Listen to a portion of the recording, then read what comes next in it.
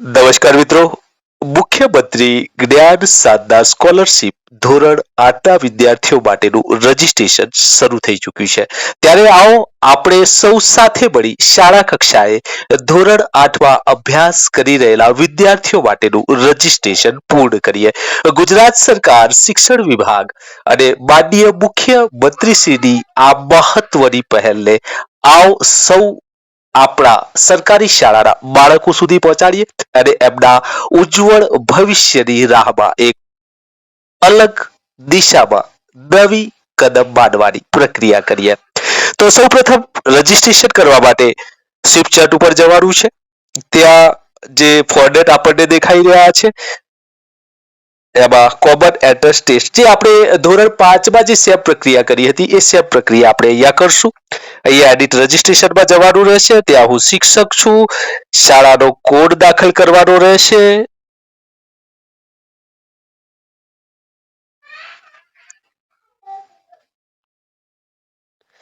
Code દાખલ કરતાની સાથે અહીંયા ડિટેલ આવી જશે. હા ઉપર ક્લિક કરવાનું રહેશે. શિક્ષકનો જે કોડ છે એ દાખલ કરવાનો રહેશે.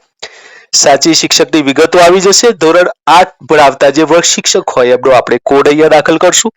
અને આપ જોઈ રહ્યા છો CGMS 2025-26 નોંધણી કરો એના ઉપર આપણે ક્લિક કરી દેવાનું રહેશે.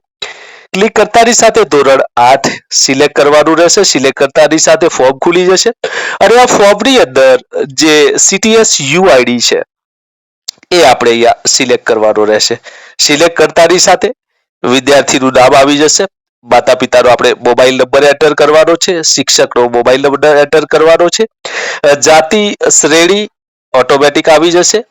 જન્મ તારીખ, પરીક્ષાનું માધ્યમ, અભ્યાસ, શાળાનો ડાયસ કોડ, શાળાનું નામ, જિલ્લો, તાલુકો, ક્લસ્ટર અને શાળાનો પ્રકાર આ વિગતો આવી જશે અને હું સંમત છું એમ કરીને સાચવો બટન ઉપર ક્લિક કરી દેવાનું રહેશે.